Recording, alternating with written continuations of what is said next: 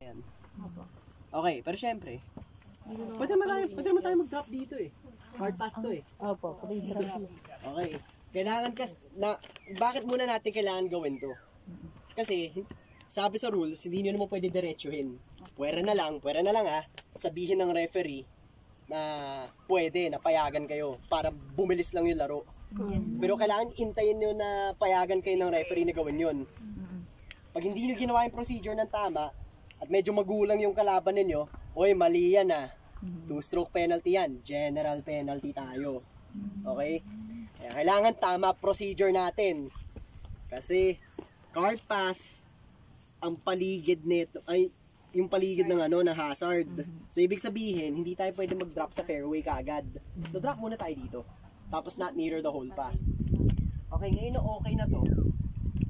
Free drop tayo. Yes, sir. Oo, tama. Yung tanong natin. So, not near the hole pa rin tayo. So, gaganyan na naman tayo. Yeso Cristo na naman. Pati doon. Diba? Yun yung nearest point of relief natin, not near the hole. Okay? Yun yung pinakamadaling paraan para malaman kung saan yung not near the hole. Kasi kuyari, pag ganyan, tapat ako sa flag. Ganyan. At nag-drop ako dyan, kung saan sila nakatayo, eh bawal yan. Palapit yan. Kailangan palayo tayo. Pero kailangan yung pinakamalapit na hindi cart path, na hindi palapit sa butas. Okay? So, ibig sabihin, pag nakaganyan ako, drop ako doon sa likod ng cart na to. Okay? Okay, game. Yung drop kasi sa free drop eh, nearest point of relief, not near. Ibig sabihin lang nun, kung saan yung pinakamalapit na may swing ka, at yung bola wala sa cart path, na hindi palapit sa butas, doon ka pwede mag-drop. So galing dito, magsastance ako ng pamalo, dito ako magsisimula ng 1 club length ulit. Not near the hole So nakatapat ako doon, pag ganyan. Pag ganyan na ako ngayon, hindi na ako pag ganito. Kasi parati naman ako tatapat sa flag eh, para malaman kung saan yung palapit sa butas o hindi. So kuyari, sa stance ako, ito nearest point of relief ko. Bang! Kung nasaan yung club head, dyan magsisimula yung marker. Tapos 1 club length. Pag ganyan. Tignan natin. Itong bake ko na lang yung Ha? Oh! Tara. Wallet na lang, sir. Wallet na lang, sir. Wag. Wala akong pan-tournament next week, guys. Ayan. O, diba, Angie, game. Saan ka mag-drop? Dito, sir. Sa loob po nito. Tama. Okay, sige. Drop ka. Game. Sige lang, hayaan na lang. Sige, game. Okay, aabot sa card path. Sabihin na natin. Pero doon ka pa rin sa... Or second time po ba? Tama. So-drop ka ulit. Kasi kailangan matapos siya sa loob nito eh. Pag bumalik naman siya sa card path, hindi ganun ulit. Kaya, dalawang drop. Dalawang drop muna. Sige, drop ka ulit. Okay, ito style dyan at legal to. Papatakin mo siya dun sa magandang lie. Pili ka na magandang lie dyan. Doon mo siya papatakin. Okay, so saan siya pumatak dito? Diyan lang ka naman ilalagay, sir. Hindi mo pinapatak. Sana pumili ka na mas magandang lie. Kasi, Diyan ka na mag-drop. ano mangyayari sa'yo? Kung ako yan, yung pangalawa, dito ko papatakin, no? Yan, banda dito. Yung makukontrol. Yan. Kasi, Diyan ka na mag-drop. sa pangatlong beses. Kasi obvious naman pag drinap mo ulit, babalik naman dun eh. O di par, at yun yung rules natin talaga. Drop ka 2 beses, kasi pagkatapos ng dalawa, sobrang obvious na talagang babalik naman siya talaga dun eh.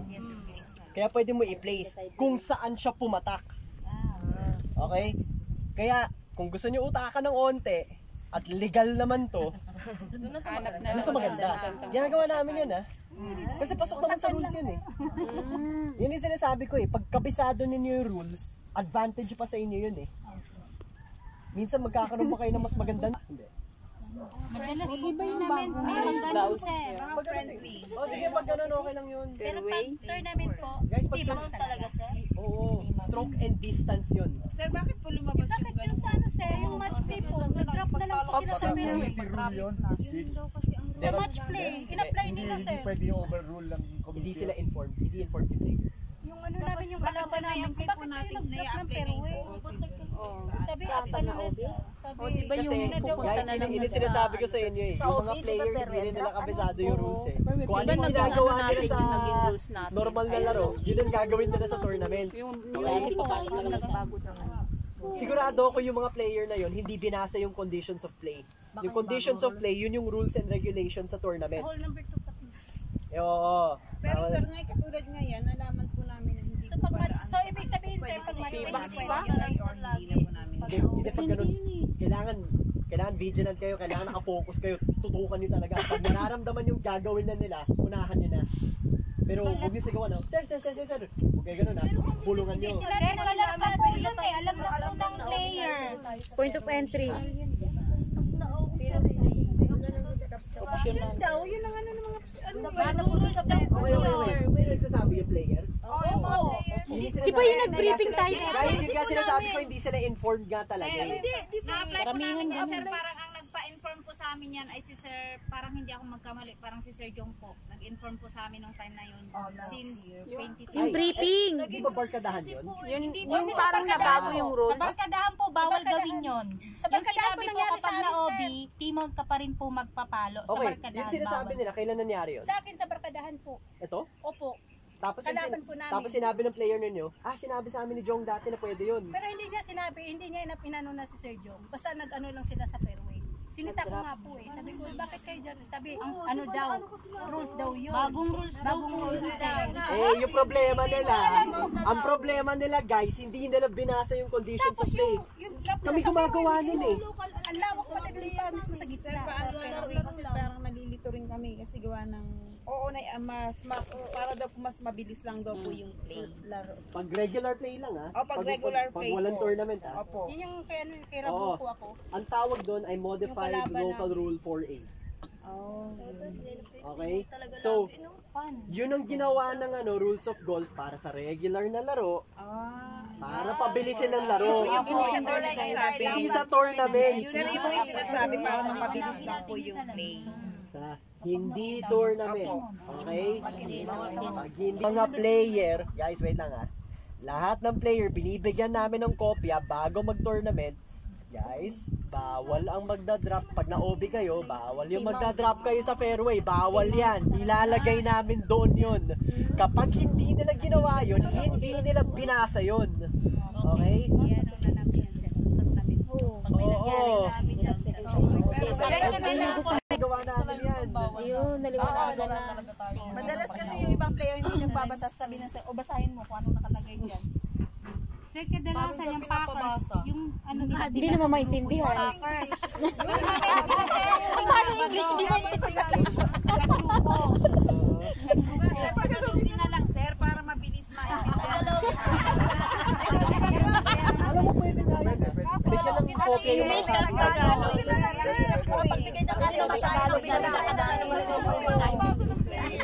Hindi, bago mag-tournament, dapat sinasabi na. Lahat ng caddy aware po kasi yung iba po talaga yun Ano ang na lang sir, mas maganda bumaba kayo ng memo sa kadit. Tapos nakapost lang doon, babasahin ng mga kadit isa-isa. Pwede. Hindi yung pinakamaganda yung bigyan kayo ng sariling version ng conditions of play.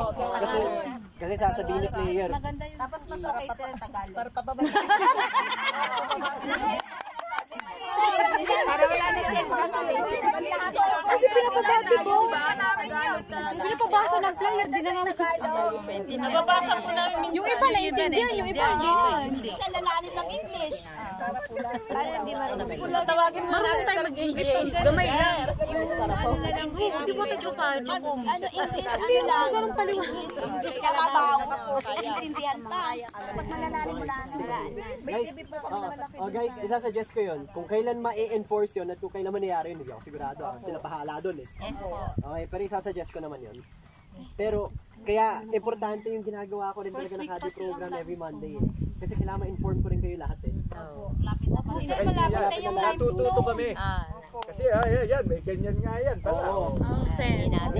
Kasi malayo. malayo sa amin eh, hindi lang makakalas pa po ng isipin ng management ng baka mga kadina. Ano daw yung Oo, sinabi dito? tama At yan. po na kami po, mabilis po kaming ma-i-apply namin. Kaya kung pansin nyo, yun medyo masipag naman ako every Monday. Halos every Monday ginagawa ko to. Kasi hindi ako naniniwala na sabihin ko lang kayo na isang beses, magagawa Yes, niya yes, sir. Kailangan ulit-ulitin yan. Kahit ako, napakahina ako nga sa memory eh. Sabihan nyo ako isang beses, makakalimutan ko na mamaya yan eh. Okay? Kaya, ginagawa ko to every Monday, o tuwing nandito ako, pag wala akong tournament, para inform tayo lahat. Okay? Para, pag yung player ninyo, may gawing mali, maunahan nyo kaagad.